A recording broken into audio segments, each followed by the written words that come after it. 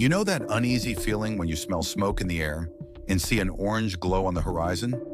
That's a feeling more and more communities are experiencing as wildfires become increasingly common in our changing climate. Let me walk you through how these devastating fires can transform a peaceful neighborhood into an inferno in mere minutes.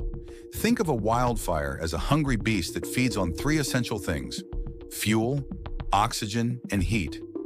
In a typical neighborhood, this beast finds an all-you-can-eat buffet of potential fuel sources. Your beautifully landscaped yard? That's an appetizer. The wooden deck you built last summer? That's the main course. And sadly, your home could become dessert. What makes neighborhood fires particularly frightening is how quickly they can spread. Imagine throwing a single match into a pile of dry leaves. Now multiply that speed and intensity by 1,000. Add wind, and you'll start to understand the devastating potential of a wildfire in a residential area. Let's break down how this rapid spread typically happens. It starts with something called ember casting. Picture this. You're sitting around a campfire, and a gust of wind sends sparks flying into the air. In a wildfire, these aren't just tiny sparks. They're burning embers that can travel up to a mile ahead of the main fire. These embers are like fire's scout team, landing on roofs, sliding into gutters filled with dry leaves, or settling into wooden deck corners. But here's what makes neighborhood fires especially treacherous. The urban environment creates its own unique fire behavior. Streets and buildings can create wind tunnels, accelerating the fire's spread. The heat from burning structures can be so intense that it ignites homes across the street without direct flame contact. Scientists call this radiant heat transfer, but you can think of it as an invisible blowtorch. Let me give you a real-world example of how this plays out. Imagine a typical summer morning in your neighborhood. The wind picks up, carrying embers from a distant wildfire. These embers find their way into your neighbor's yard, where they land in a pile of dry leaves near their wooden fence. Within minutes, the fence becomes a wall of flames.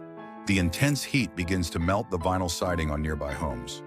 Windows crack from the thermal stress. Before you know it, multiple houses are involved, and the fire is creating its own weather system. Speaking of weather, wildfires can actually create their own wind patterns. As the intense heat rises, it pulls in cooler air from all directions, creating a sort of mini weather system. This self-sustaining cycle can accelerate the fire's spread and make it harder to predict which direction it will move next. Now let's talk about what makes modern neighborhoods particularly vulnerable.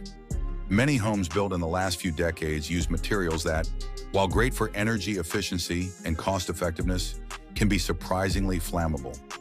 Vinyl siding, for instance, begins to melt at relatively low temperatures compared to traditional materials.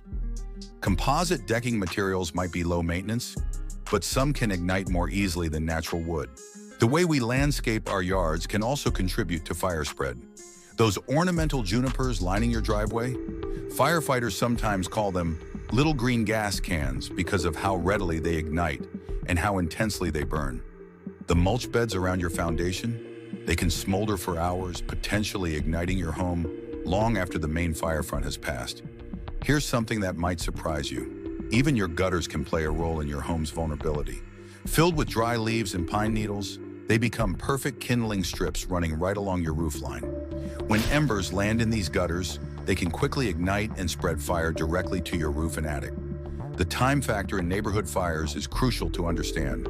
From the moment the first ember lands to full neighborhood involvement can be shockingly brief, sometimes as little as 30 minutes. This rapid spread often overwhelms local firefighting resources, who must make difficult decisions about which homes they can realistically save. But it's not all doom and gloom. Understanding how fires spread through neighborhoods has led to better building codes and defensive strategies. Simple measures like metal gutters, ember-resistant vents, and proper landscaping can significantly improve a home's chances of survival. Creating what firefighters call defensible space, an area around your home clear of flammable materials, can make a crucial difference. Climate change is making this knowledge more important than ever. As our weather patterns shift, bringing longer dry spells and more intense heat waves, the potential for devastating neighborhood fires increases.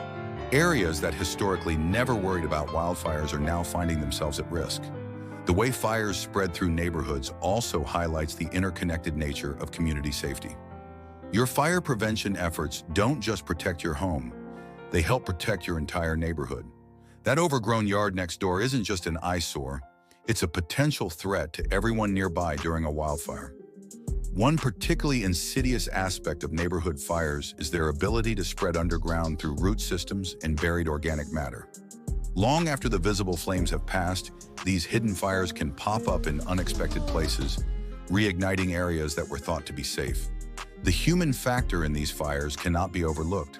During a wildfire, panic can lead to poor decisions. People often wait too long to evacuate, thinking they can protect their homes with garden hoses. By the time they realize the futility of their efforts, escape routes might be cut off. That's why having and practicing an evacuation plan is crucial for every family in fire-prone areas. Remember, wildfires spread through neighborhoods isn't just about flames moving from house to house. It's a complex interaction of heat, wind, materials, and human behavior.